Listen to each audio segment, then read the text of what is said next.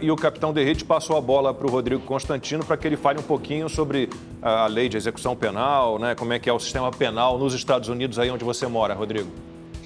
Pois é, nada comparado ao Brasil, né? Não tem essa mesma leniência, não tem essa coisa da maioridade que virou um grande incentivo a bandidos novos, né, que cometem crimes cada vez mais hediondos e estão nas ruas poucos anos depois.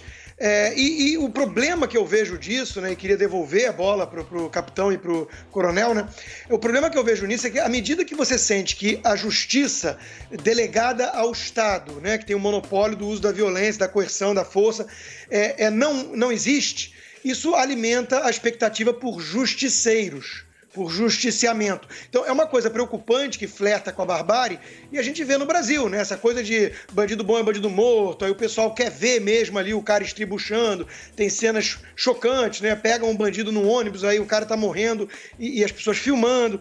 Nós tivemos aí um governador que tá até afastado, né? Muito polêmico, depois acho que traiu muito a base de eleitorado dele, mas falou, né? Mira na cabecinha, comemorou a morte ali do sequestrador quando saiu do helicóptero, e isso recebe aplausos da população, e a gente pode condenar, não é uma coisa civilizada, mas a gente pode compreender também. A gente pode tentar entender o que está por trás desse sentimento, né? Porque sem justiça, nós vamos ter a demanda por justiceiros. São duas consequências, né, que trazem essa questão que a gente vive hoje. Uma é uma indiferença, né? As pessoas vão ficando indiferentes aí à questão da violência, é um subproduto desse cenário. E a outra é realmente exatamente o oposto, né? O justiciamento, pessoas começando a fazer radicalismos, né? Ou querer fazer justiça com as próprias mãos, né? Usando a lei do talhão, olho por olho, dente por dente. É muito sério isso daí. Eu queria só fazer um registro aqui em cima de uma observação que o deputado capitão Derrite trouxe, da questão da legislação. No meu modo de ver, nesse tipo de caso, o movimento de nós tornarmos o crime de porte de armas restritas, me refiro ao fuzil e explosivos, com uma pena muito mais grave do que nós temos hoje. Para vocês terem uma ideia, o sujeito que é preso hoje portando ilegalmente uma arma, ele tem uma punição de reclusão de 2 a 4 anos. E se for um fuzil, uma arma de guerra, como foi colocado aqui, de 3 a 6 anos é muito pouco, isso não intimida ninguém. Então, se nós tivéssemos aqui, fica até uma sugestão, deputado, nas suas pautas aí lá no Congresso, de nós melhorarmos a legislação. Fuzil é arma de guerra, fuzil na mão de criminoso tem que ter uma pena muito dura.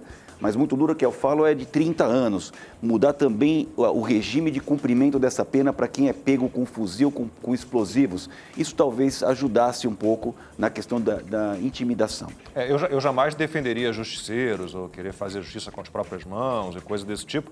Agora, a gente fica bem revoltado quando olha, por exemplo, o STF e vê que no período de vírus chinês e tal, liberou, pelo último número que vi, 30 mil presidiários, alguns deles bem perigosos, 2 líderes de facções criminosas com tornozeleira, que foram soltos, arrancaram a tornozeleira e sumiram. André do Rap, né? Olha, André do Rap o deputado deve saber mais do que eu, porque ele tem uma rede obviamente, de gente que dá suporte, né? Foram mais de 35 mil presos liberados desatualizado no Brasil sob o pretexto da pandemia. Isso é um absurdo. Mas a liberação do 35 mil. Mais de 35 mil criminosos. O que acontece no Brasil é o chamado garantismo da nossa legislação, que só olha única e exclusivamente para o criminoso.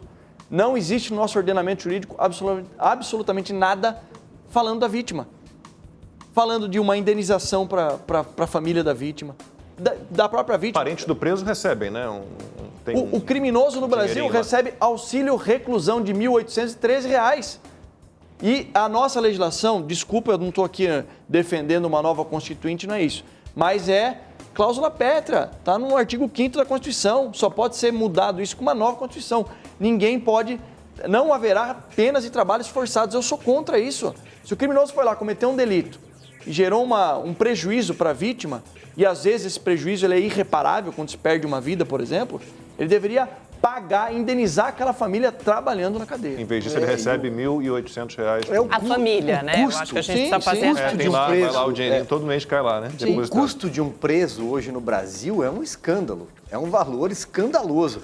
Agora, eu queria a opinião dos senhores sobre, até porque a gente está às portas, aí à margem do Natal, está chegando o Ano Novo, É um ano de pandemia diferente, evidentemente, mas qual é a opinião dos senhores sobre as saidinhas, os saidões, onde os presos vão para a rua, cometem crimes, a maioria não volta? O Rodrigo já está pedindo a palavra, acho que ele quer complementar a minha pergunta. É só um gancho. É que eu vou emendar para apimentar um pouquinho, né? Porque aí você trouxe, Silvio, a questão dos presídios, né? Também, além da lei. E eu queria a opinião, principalmente do deputado também, em relação à ideia de privatização de presídios. É isso aí. É uma coisa que nos Estados Unidos aconteceu aqui em alguns lugares. Temos bom exemplo em Minas Gerais, né? Eles têm presídios privatizados lá que funcionam muito bem.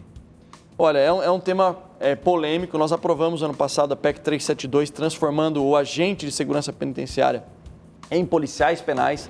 O que eu acho que tem que ser feito antes de um processo de privatização, tem que modernizar os presídios.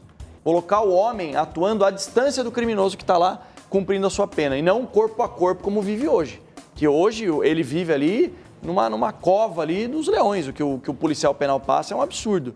Tem que modernizar, colocar tecnologia, evitar contato de preso com o policial penal, que acaba sofrendo ali uma pressão muito grande, porque o criminoso sabe onde ele mora, onde a família mora, e por vezes acaba sendo pressionado ali e vive sob um estresse absurdo. Mas essa ideia de privatização é algo que tem que ser discutido. Mas antes disso, eu sou favorável a dar condições dos policiais penais exercerem o seu trabalho num presídio moderno, com tecnologia. E além disso, Constantino, eu vou além, endurecendo a legislação penal, encarecendo o custo do crime, alterando a lei de execuções penais, o número de presidiários no Brasil tende a diminuir drasticamente.